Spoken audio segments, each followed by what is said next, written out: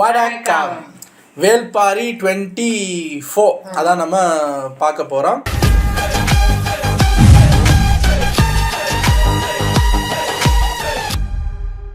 பரவரன்னு பத்திக்கிட்டு போகுதுங்க.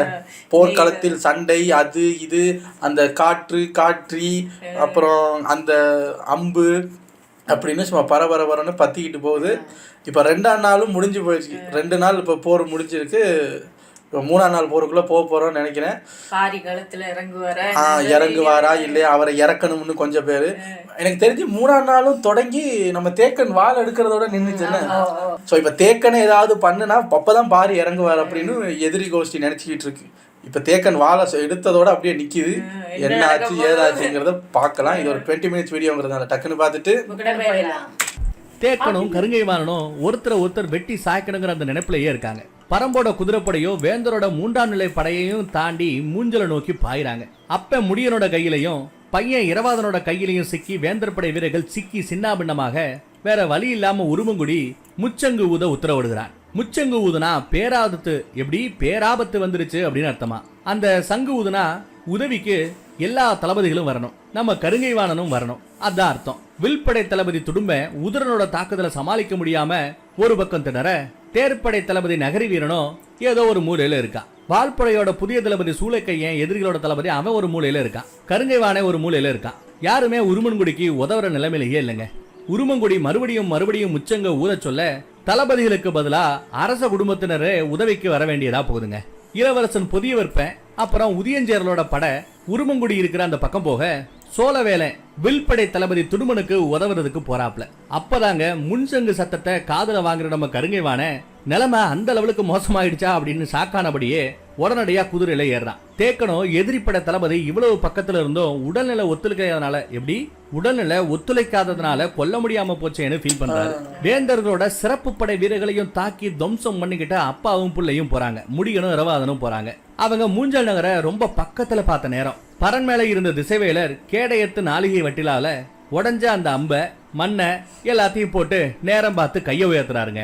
3ஆம் நாள் போர் முடியறதுக்கான அந்த முரசொலி எழுப்பப்பட இரவாதனும் முடியனுக்கும் செம ஷாக்கு. ரொம்பவே டிசமாண்ட் ஆயிடுறாங்க. இவ்வளவு தூரம் வந்து வேஸ்டா போச்சு. இந்த இன்னும் கொஞ்சம் கிட்ட போயிருந்தா டென்ட்ல இருக்கிறவரை தூக்கிட்டு வந்திருக்கலாம். மூஞ்சல் நகரை கண்ணால பார்த்தாச்சு. மூஞ்சல் நகருங்கிறது வேற ஒண்ணும் இல்ல, இங்கதான் நீலன் அடைச்சு வச்சிருக்காங்க, இங்கதான் குலசேகர பாண்டியன் இருக்கான். இவ்வளவு தூரம் வந்தாச்சு, நாளைக்கு இதையும் தாண்டி வந்துடலாம். பரம்போட வெற்றி உறுதினு நம்ம முடிய குதிரைப்படை வீரர்கிட்ட சொல்லி உற்சாகப்படுத்துறான். போர்க்களத்தை தாண்டியோ ரொம்ப தூரம் துரத்திட்டு போன நம்ம வேட்டூர் பழையன் கண்ணுல இருந்து மையூர் கிழவரோட அந்த தேரு சட்டனம் மறந்துடுதுங்க. அந்நேரத்துல தேர்ப்படை தளபதி நகர வீரனும் வால்படை தளபதி சூளக்கையனும் வில்ல தூக்க பழையனும் வில்லுல அம்பை எடுத்து வைக்கிறார். தட்டியங்காட்டுல முழங்கின அந்த முரசு சத்தம் மெல்லிசா இங்க கேட்க போர் விதிமுறைகளுக்கு உட்பட்டு வேட்டூர் பழையன் நாணுல ஏத்துன அந்த அம்பை தரைய நோக்கி விட்டுறாருங்க. ஆனா அதே சமயம் அந்த பக்கம் போர் விதிகள் போர்க்களத்துக்கு உள்ள மட்டும்தான் சொல்லி சூளக்கையனும் நகரி வீரனும் நேர்மையே இல்லாம சரசரன்னு அம்பு விடுறானுங்க. கேடயத்தை தூக்கி பழையன் தன்னை தற்காத்துக்கிறதுக்கு முன்னாடியே ஒரு அம்பு வலது தோல்லையும் இன்னொரு அம்பு இடது கால்லையும் பட்டுடுது. அதே மாதிரி போர் விதிப்படி தேரோட்டுற அந்த வளவனை கொல்லக்கூடாது அப்படிங்கிறது விதி. ஆனா அவங்க இந்த தேரோட பாகனையும் கொல்ல பாக்குறானுங்க. அம்பு விடுறானுங்க. அவரும் சாக பழையனோ கையில இருக்கிற அந்த வாளோட காட்டுக்குள்ள ஓடிடுறாரு. நகரி வீரனும் சூளக்கையனும் அப்படியே துரத்த ஆரம்பிக்க, வேண்டாம் இது உங்களுக்கே ஆபத்தா போயிடும்னு மறைஞ்சிருந்த நம்ம மையூர் கிழவர் எச்சரிக்கிறாருங்க. போர் விதியை ஃபாலோ பண்ணுங்க வேண்டாம் அப்படின்னு மறைஞ்சிருந்தே நம்ம மையூர் கிழவர் எச்சரிக்கை கொடுத்துக்கிட்டு இருக்காரு. அத கூட காதுல வாங்காம 2 தளபதிகளுமே பின்தொடர மேட்டூர் கிழவன் யாரு நம்ம வேட்டூர் பழையன் ஒரு மரத்தோட அடிவாரத்துல போய் நின்னுட்டாரு. வேந்தர் படை வீரர்களோ இவரை போட்டு தள்ளுறதுக்காக அந்த மரத்தை நெருங்க வாளோட முன்னாடி போன அந்த 2 தளபதிகளும் பரம்பு தளபதி கோல மாறி ஓடி ஒளிஞ்சுக்கிட்டான்னு சொல்லுவாங்க. வாயா கிளவா வாயா அப்படின்னு பேசுறாங்க. ரத்தம் கொட்டுற நிலைமையில இல்லடா உங்க 2 பேரையும் கொன்னு 100கணக்கான வீரர்களையும் கொன்ன பிறகுதாண்டா இந்த பழைய செத்தான்னு என் மக்கள் பேச போறாங்க அப்படின்னு பதில் வருது. சத்தம் கேக்குது. வேட்டூர் பழையன் தான் கத்துறாப்ல. எல்லாம் அந்த மரத்துக்கு பக்கத்துல வந்துட்டாங்க. பார்த்தா மரத்தை சுத்தி இருந்த வீரர்களுக்கெல்லாம் மூச்சுக்குழல் எரிய ஆரம்பிக்க யாருக்கு எதுவும் புரியல. இது ஆட்கொல்லி மரண்டா நாய்களா அப்படின்னு சொல்லிட்டு மரத்தோட வேட்டூர் பழையன். ஆட்கொல்லி மரத்தோட சுனபட்டை யாரும் தப்பிக்கவே முடியாது. பழையனை ஃபாலோ பண்ணி வந்தவங்க அத்தனை பேருக்கும் அதே நிலைமைதான். 3ஆம் நாள் போர் முடிய திசைவேலரோட மாணவன் மறுபடியும் வந்து கபிலரை கூட்டிட்டு போறான். நேத்து மாதிரி இன்னைக்கு ஏதாச்சும் அம்ப பயன்படுத்திருப்பாங்களோ அப்படின்னு நம்ம கபிலர் பதற, அப்படி எதுவும் இன்னைக்கு நடக்கலையேன்னு வாரிக்கையன் தெளிவுபடுத்துறாரு. கபிலரும் என்னமா இருக்கணும் யோசிச்சபடியே பரனோட அடிவாரத்துக்கு போக திசைவேலர் இருண்ட முகத்தோட உட்காந்துட்டு இருக்காருங்க. தட்டியங்காட்டுல செத்து போனபடி அழுதபடி கிடக்கிற வீரர்களையும், அதுல பரம்பு வீரர்களும் இருக்காங்க, வேந்தர் வீரர்களும் இருக்காங்க. அவங்க வீரர்களை அவங்க தூக்கிட்டு போற அந்த வேலைகள் போர்க்களத்தில் நடந்துகிட்டு இருக்கு. கரெக்டா கபிலர் உள்ள போக கோல் சொல்லியா இருக்கிற நம்ம திசைவேலர், நமக்கு உயிர் நாடியா இருக்கிறது என்ன, நேரத்தை கணிக்கக்கூடிய இந்த கருவி, இது ஊடால காற்றடிச்சு தூக்கி எறியப்பட்டது உடஞ்சு போச்சு. இன்னைக்கு அப்ப எதை வச்சு நான் நேரத்தை அளந்தேன் தெரியுமா? கொல்லப்பட்ட போர் வீரனோட தசை ஒட்டி இருந்த இந்த கேடயத்துல போர்க்களம் மண்ணை எடுத்து ரத்தத்துல ஊறின ஒரு அம்பை எடுத்து அத நடுவுல நட்டு நேரத்தை கணிச்சேன். இனி இந்த போர்க்களத்தின் பொழுதை மரணமே ஆட்சி செய்யும்னு நடுக்கத்தோடையும் கலக்கத்தோடையும் சொல்றாரு திசைவேலர். கபிலர் மனுஷன் இப்படி உடஞ்சு போய் பேசுறதை பார்த்து இவரும் உறைஞ்சு போய் நிக்க, இவங்களுக்கு அட்வைஸ் பண்ணி இந்த போரை தடுத்து நிப்பாட்டாம இவங்க போன போக்குக்கு போனமே அந்த பாவத்துக்கு என் உசுறு இங்கேயே போயிடும், மதுரையில வைகை கரையில ஓடுற தண்ணியவே பார்த்துட்டு சாகணும்னு நினைச்சவேனா, இப்படி போர்ல செத்து போன வீரர்களோட உடம்ப கரையான்கள் தின்றத பார்த்தபடி சாக போறேன். வேந்தர்கள் அதிகாரத்துல இருக்கிறவங்க, அவங்களால அற வழியில இனி நடக்கவே முடியாது, நான் அவங்க பக்கம் நிக்கிறதுக்கான அந்த தண்டனையை அனுபவிக்க போறேங்கிறாரு. கபிலரோ எந்த பக்கம் இருந்தா என்ன, அறத்தை காப்பாத்துறது தான் நம்மளோட கடமைங்கிறாருங்க. அடுத்து ஒரு டயலாக் விடுறாரு. யாரு? நம்ம திசைவேலர். ஜெயிக்கணும்னு நினைக்கிறவங்க போற விரும்புவாங்க, வாழணும்னு நினைக்கிறவங்க வேற வழி இல்லாம அந்த போரை எதிர்ப்பாங்க. நீங்க போரை எதிர்க்கிற ரகம், அதனாலதான் உங்க உள்ளத்துல துணிவு இருக்கு. நேத்து நைட்டு தான் எனக்கு நீலனை பத்தி அந்த செய்தியே தெரிஞ்சதுங்க. நான் எவ்வளவு பெரிய சூழ்ச்சியில சிக்கியிருக்கேன்னு அப்பதான் எனக்கு தெரிஞ்சது. நீங்களாச்சும் ஒரு வார்த்தை நீலனை பத்தி என்கிட்ட சொல்லிருக்கலாமே. நீங்க இந்த போர்ல பங்கெடுத்துக்கிட்டு இருக்கிறதே அந்த நீலனை காப்பாத்தணுங்கிற ஒரே காரணத்துக்காக தானமே அப்படின்னு நம்ம திசைவேலர் சொல்லி கண்கலகிறாருங்க. அதுக்கு நம்ம கபிலரோ, நீலனை பத்தி சொல்றதுக்கான அந்த சூழலே நமக்கு அமையல, இந்த போருக்கு பின்னால இப்படி ஒரு தந்திரம் நடக்குதுன்னு தெரிஞ்சிருந்தா நான் கோல் சொல்லியாவே வந்திருக்க மாட்டேன். ஒரு ஃப்ரெண்டா நீங்க என்கிட்ட அந்த மேட்டரை பத்தி சொல்லிருக்கலாமே அப்படின்னு நம்ம திசைவேலர் கேட்கிறாரு. கை நடுங்க கரங்குவிச்சு நம்ம கபிலர் ஏதோ சொல்ல வர, நம்ம திசைவேலரோ, நீங்க பாரியின் தரப்புக்காக நிக்கிறீங்க, அதனால் உன் கைகள் நடுங்க கூடாது அப்படின்னு சொல்லி கபிலரோட கைய பிடிச்சுக்கிறார். பரம்போட தாக்குதலை சமாளிக்க முடியாம அரசர்களே கையில வாளேந்தி போர் முனைக்கு போனதை நினைச்சபடி கூடாரத்துல அமைதியாவே அப்படியே மயான அமைதி சொல்லும் பாத்தீங்களா, அந்த மாதிரி அமைதி நீடிக்குது. அந்த பக்கம் ஆட்கொல்லி மரத்தை விட்டு தள்ளி நின்ன சில வீரர்கள் மீண்டு வந்து நடந்ததை தெரியப்படுத்துறாங்க. விசாரணைக்காக அழைக்கப்பட்ட நம்ம மையூர் கிழவரோ, நான் எவ்வளவு சொல்லியும் அந்த 2 தளபதியும் கேட்கல அப்படின்னு ஒரே லைன்ல முடிச்சுறாருங்க. தளபதிகள் அந்த 2 பேருமே ஆட்கொல்லி மரத்துல செத்து போயிட்டானுங்க. கூட இருந்த நூற்றுக்கணக்கான வீரர்களும் செத்து போயிட்டாங்க. தளபதிகளோட மரணத்தை விட பரம்போட அந்த போர் முறைகள் வேந்தர்களுக்கு ஒரு பயத்தை உண்டாக்குது. சாகும் போது கூட கிழமை ஒரு 100 பேரையும் 2 தளபதிகளையும் கொண்டுட்டானே அப்படின்னு மிரள்றானுங்க.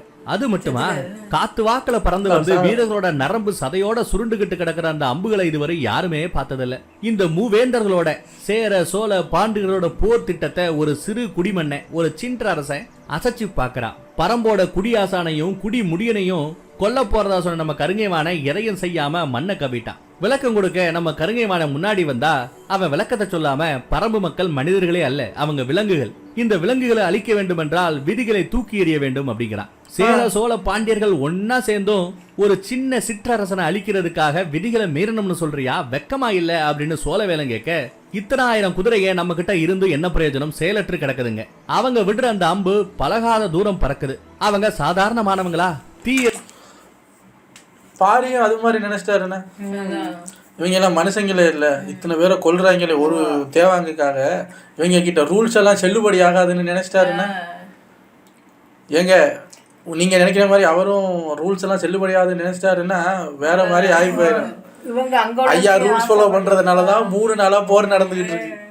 தீய சக்திகளும் அதீத ஆற்றலும் இருக்கிற காட்டு மனுஷங்க, வேற வழி இல்ல, விதியை மீறித்தான் ஆகணும். நம்ம கிட்ட இருக்கிற அத்தனை விதமான ஆயுதங்களையும் விஷத்தை ஏத்தி ஒரே நாள்ல மொத்த பரம்பு படையையும் நாம அழிச்சு ஒழிச்சாகணும், அப்பதான் நமக்கு வெற்றி கிடைக்கும் அப்படின்னு சொல்றான் கருங்கைவாணன். குலசேகர பாண்டி இதெல்லாம் கேட்டுட்டு காண்டாரா இருங்க. யோ நிறுத்தியா, விதிமுறைகள்ல உனக்கு நம்பிக்கை இல்ல, அப்படி இருக்க நீ வகுக்கிற அந்த போர் உத்திகள் மேலேயும் உனக்கு நம்பிக்கை இருக்க போறதில்ல.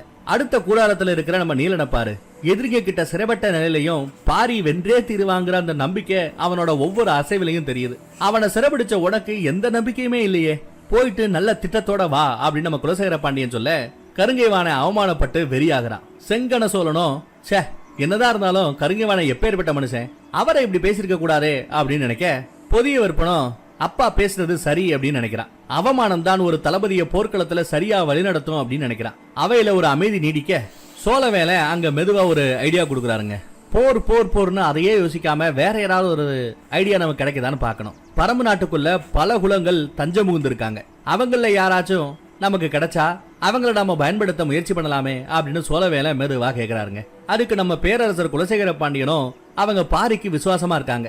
இது மாதிரி வேலை செய்யணும்னா அதிக நாள் தேவைப்படும். போர் உச்சத்துல இருக்கிற இந்நேரத்துல எதிரிய உருகுலைய செய்யற அளவுக்கு தாக்குதல் உத்தி பயங்கரமா இருக்கணும் அப்படின்னு சொல்றாங்க. எல்லாரும் யோசிக்கும் சொல்லிட்டு அவ கலையுது. 3 பேரரசர்களுமே அணுக்க காவலர்களும் மெய்க்காவலர்களும் புடைசூழ சாப்பிடுறதுக்காக அவங்க கூடாரத்துக்கு போறாங்க. உதியஞ்சேரல் இதுக்கு முன்னாடி நடந்த போர்ல இல்லாத அளவுக்கு தட்டியங்காட்டு போர்ல பரம்பு வீரர்கள் ரொம்பவே மூர்க்கமா இருக்காங்க. 3வது நாள்லயே மூஞ்சல் நகர்லயே நுழைஞ்சிட்டாங்க. அவங்கள எப்படி கவுக்குறதுன்னு யோசிச்சுக்கிட்டே இருந்த நேரம் அப்போ ஊன்றுகோல ஊனியபடியே அவரை சந்திக்க வராரு செங்கன சோழன்.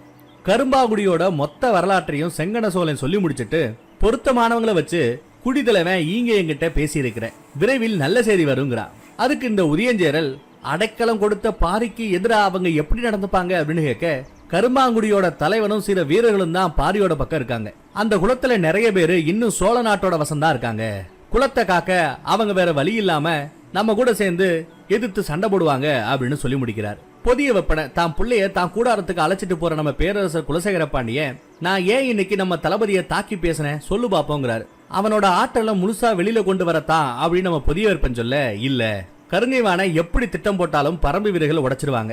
அவையில இதை ஒத்துக்கிட்டா மத்த 2 பேரரசுகளுமே நம்ம மேல இருக்கிற அந்த நம்பிக்கை போயிடும். முதன்முறையா சேரனும் சோழனும் நம்ம தலைமையை ஏத்து வந்திருக்காங்க. இதை நம்ம இப்படியே விட்டுடக்கூடாது.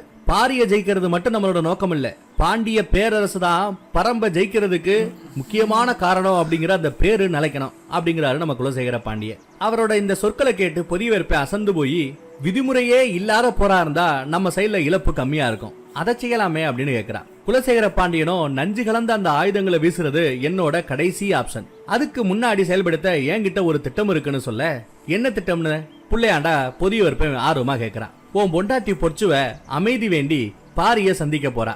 அவ பாரிய பாக்குற நாள் என்னோட திட்டம் நிறைவேறும்னு நம்ம பேரரசர் சொல்ல, அறம் தவறாத நம்ம திசைவேலருக்காக கருங்கைவாணனை விதிமுறைப்படி போர் செய்ய சொல்லிட்டு பின்னாடியே இந்த ஆளு குறுக்கு வழியா ஏதோ பண்ண போறாரு அப்படின்னு சொல்லி பொதியவேற்பனை வாய புழக்கிறாங்க. ஆமா, திசைவேலர் இருந்ததுனாலதான் விதிமுறைப்படி சண்டை போடு அப்படின்னு குலசேகர பாண்டியன் உத்தரவு போட்டார். பின்னாடி வேற ஒரு வீட்டடிக்க வெயிட் பண்ணிக்கிட்டு இருக்கிறார். அந்த பக்கம் நம்ம கூலையனை புதைக்கிறாங்க. தேக்கனும் கூலையனும் கிட்டத்தட்ட ஒரே செட்டு. சின்ன வயசுல இருந்து கூடவே வளர்ந்த கூலையனை கண்ணு முன்னாடியே பறிகொடுத்தத தேக்கன் நினைச்சு வருத்தப்படுறான். மத்தவங்க இருளிமேட்டு வேங்க மர திட்டுக்கு போக தேக்க மட்டும் உடல் வலியோட மனவலியோடையும் முரியன் ஆசானோட குடிலுக்கு போறாப்ல. குதிரையில ஏறினா கூட விழா எலும்பு குத்த தேக்க நடந்தே போய்கிட்டு இருக்காரு. குதிரை ஏறினாலே வலிக்குதுங்க. மனசுக்குள்ள கருங்கைவாணனை வெட்டி சாக்காம விட்டுட்டமே, அரிய வாய்ப்பை பயன்படுத்திக்க முடியலையே, இனி நம்ம போர்க்களம்பு வந்து என்னாக போகுதுன்னு கேள்விகள் குறைந்து கொண்டே இருக்கிறது.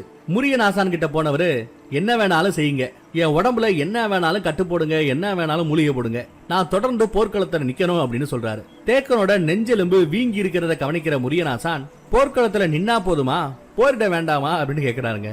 போர்ல வெற்றி பெற வேண்டியது ஒரு முடியனோட வேலை, முடிய இருக்காப்ல அவர் பார்த்துப்பாரு. எனக்கு பாரி களமிறங்க கூடாது அவ்வளவுதான் அப்படிங்கிறாரு நம்ம தேக்க. உடம்ப பரிசோதனை பண்ற முறியன், நீ இனி வாழை எந்த கூடாது, வில்லை எந்த கூடாது, ஈட்டி வச்சு ஊனி நில்லுங்க அப்படின்னு கண்டிஷன் போட்டதுல தேக்கனோட வீரம் கொண்ட அந்த மனசு சில்லு சில்லா உடையுதுங்க. இனி வாழை எந்த கூடாதா, வில்லு எந்த கூடாதா அப்படின்னு வருத்தப்படுறான். ஈட்டியை வேணா வச்சுக்கலாம், அதையும் தரையில ஊனி அப்படியே கொஞ்சம் பேலன்ஸ் பண்றதுக்கு தான் பயன்படுத்தலாமா. அதே நேரத்துல வடகோடி காட்டுக்குள்ள வேட்டூர் பழையன் இடந்து கிடக்கிற, எப்படி நம்ம வேட்டூர் பழையன் செத்து போய் கிடக்கிற அந்த செய்தி ஒரு வீரன் மூலமா இங்க வந்து சேருது. அதே சமயம் இந்த பக்கத்துல நல்லா சாப்பிட்டு முடிச்சு அவை மறுபடியும் கூடுது மூவேந்தர்கள் பக்கம். கரும்பாங்குடி குளத்தை பயன்படுத்தலாம்னு சோழர்கள் ஒரு பக்கம் திட்டம், குலசேகர பாண்டியன் பின்னாடி போய் பாரிய போட்டு தள்ளுறதுக்கு ஏதோ ஒரு திட்டம் போட்டுக்கிட்டு இருக்கான், அது ஒரு பக்கம். இது எதுவுமே தெரியாத ஆனா பேரரசரோட முகத்துல மட்டும் கொஞ்சம் தெளிச்சு இருக்கேன்னு நினைக்கிற நம்ம கருங்கைவான அடுத்த நாள் போருக்கான அந்த திட்டத்தை விளக்க ஆரம்பிக்கிறான். வேந்தரோட படை வீரர்களை விட பரம்போட வில் வீரர்கள் 2 மடங்கு தூரம் அம்பு எய்கிறாங்க. படையோட சென்ட்ரல் கண்ட்ரோல் உதிரங்கையில தான் இருக்கு. அதனால பலம் பொருந்திய வில்படையை தாக்கி அழிக்கிறது தான் அடுத்த நாளோட டார்கெட் நம்ம கருங்கைவான மும்முரமா எக்ஸ்பிளைன் பண்ண, அந்த திட்டத்தெல்லாம் கவனிக்கிற குலசேகர பாண்டியனும் சோழவேலனும் வாயடைச்சு போயிடுறாங்க. ஒரு வழியா அன்னைக்கு முடிஞ்சாச்சு. அடுத்த நாள் காலையில விடியுது. தளர்ந்து போயிருக்கிற நம்ம திசைவேலர் பரன் மேல ஏறி 4வது நாள் போற தொடங்க வைக்கிறாரு. பரம்பு படை வழக்கமான தாக்குதலுக்கு ஆயத்தமாகி நிக்க, மூவேந்தர்களோட படையோ ரொம்ப ஆக்ரோஷமா பாயிர வெள்ளம் மாதிரி புழுதியை கிளப்பிக்கிட்டு ஓடி வராங்க. கருங்கைவான முதல் படை, 2ஆம் படை, 3ஆம் படைன்னு இல்லாம 3 நிலைப்படை வீரர்களையும் மொத்தமா இறக்கி இருக்கான் போல. குதிரைப்படை வீரர்களோட 6 குழுவா பிரிஞ்சு மூஞ்சல நெருங்கணும்னு திட்டத்தோட வந்த நம்ம முடிய வேந்தர் படையோட இந்த மின்னல் வேக பாய்ச்சலை எதிர்பார்க்கல. கருங்கைவானோட உத்தரவுப்படி முதல் நிலைப்படை வீரர்கள் பரம்பு வீரர்களை எதிர்கொள்ள, 2ஆம் நிலை படை வீரர்களோ பரம்போட இடைப்பகுதியில சூழ, 3ஆம் நிலை படையோ யாரையுமே தாக்காம அதிவேகத்துல பயணிச்சு பரம்பு படையோட கடைசிக்கு போறாங்க.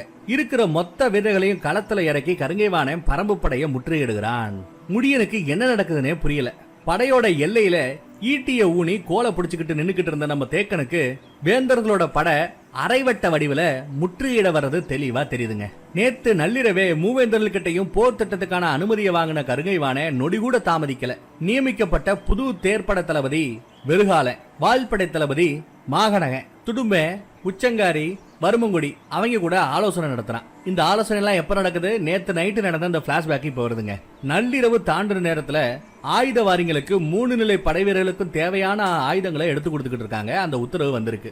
இத்தனை நாளா முதல்நிலை படைகளுக்கு மட்டும்தான் ஆயுதம் கொடுத்துக்கிட்டு இருந்தவங்க மொத்தமா அத்தனை பேருக்குமே கொடுக்கணுங்கிறத கேட்டு இன்னும் விடியறதுக்கு எவ்வளவு நேரம் இருக்கு, இவ்வளவு குறைவான நேரத்துல எப்படி ஆயுதங்களை பிரிச்சு கொடுக்கறதுன்னு உத்தரவு ஓலை கொண்டு வந்த அந்த ஆளுக்கிட்டையே எதிர்கேள்வி கேட்கிறான். அடுத்ததா ஆயுத கடங்குல இருந்து சலசலன சத்தம் கேட்க ஆரம்பிக்க ஆயுதவாரி வெளியில போய் பாக்குறான். வெளியில வந்து பார்த்தா 45 சேனை முதல்களுக்கு கீழே இருக்கிற 450 சேனை வரையர்களுக்கும் அவங்களுக்கு கீழே இருக்கிற படை வீரர்களுக்கும் தேவையான ஆயுதங்களை எடுத்து செல்ல படை பணியாளர்கள் வந்து யானைகளோடையும் குதிரைகளோடையும் மாட்டு வண்டிகளோடையும் நிக்கிறாங்க. இந்த பெருங்கூட்டத்தை எப்படி சமாளிக்க போறோமோன்னு மிரண்ட போற ஆயுதவாரி, உலோக வில் வச்சிருக்கிறவங்களுக்கு தனி அம்பு இங்க இருக்கு, மூங்கில் வில் வச்சிருக்கிறவங்களுக்கு தனி அம்பு இங்க இருக்கு, 4 வகை வில்லு, 13 வகை அம்பு, 20 வகை வாளு, 8 வகை வேலு, 3 வகை குருவால், 3 வகை தண்டம், 3 வகை கேடயம்னு அவனுக்கு பார்த்து பார்த்து எடுத்து கொடுக்கணும். நம்ம கடுங்கைவாணனுக்கு கொஞ்சம் கூட அறிவே இல்லையா?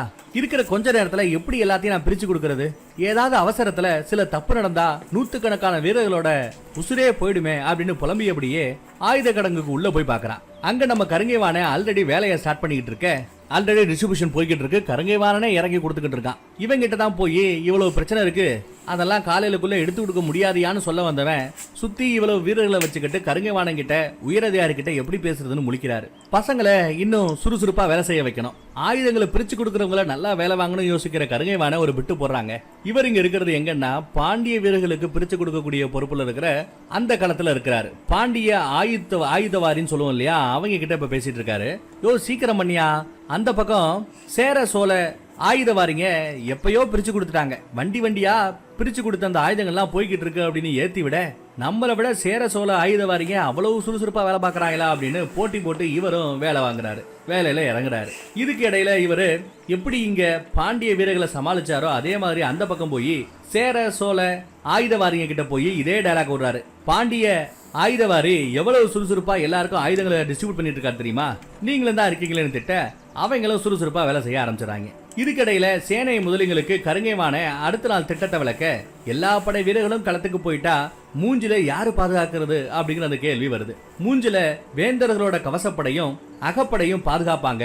திட்டப்படி இன்னைக்கு எதிரிங்க இந்த மூஞ்சல் பக்கம் நகர வாய்ப்பே இல்லைங்கிறான். இப்போ இந்த கருங்கைவானனோட சொல்படியே மூவேந்தர் படை கிழக்கு தெற்கு வடக்குன்னு மேற்க மட்டும் நிக்கல, ஏன்னா மேற்குல தான் பரம்பு நாடு இருக்கு.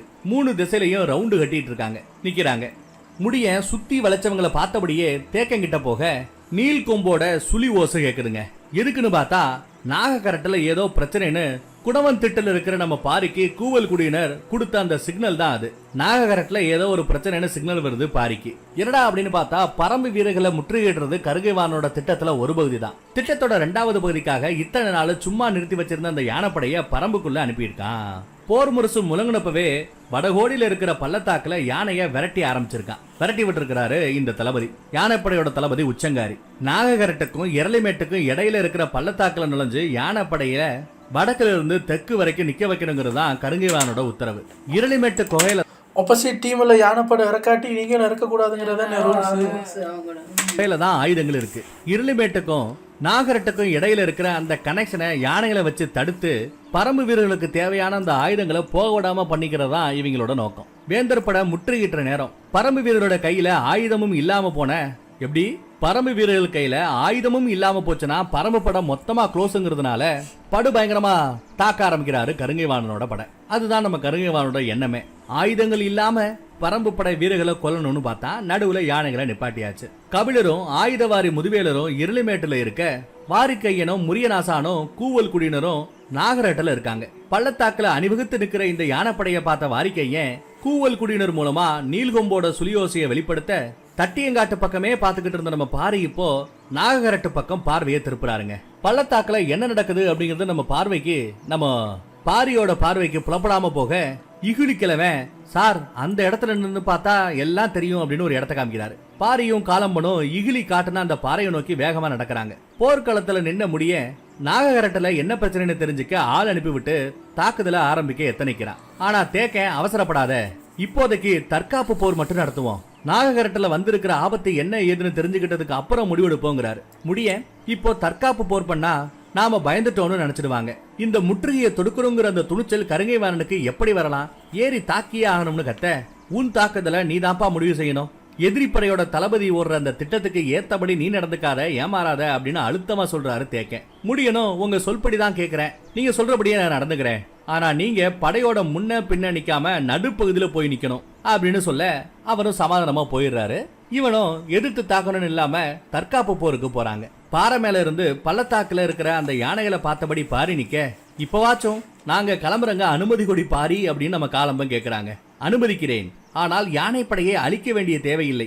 இருளிமேட்டிலிருந்து தட்டியங்காட்டுக்கு ஆயுதங்கள் போக பாதை ஏற்படுத்தி கொடுத்தாலே போதுங்கிறாரு பாரி. உடனே பின்னால இருக்கிற அந்த குண்டுல காட்டெருமை மந்தையோட இருக்கிற திரையர்குலத்தவனுங்க எப்போ காலம்பை சிக்னல் கொடுப்பான் களத்துல இறங்கலான்னு காத்துக்கிட்டு இருந்தவங்களுக்கு காலம்பனோட சிக்னல் இப்ப கிடைக்குது.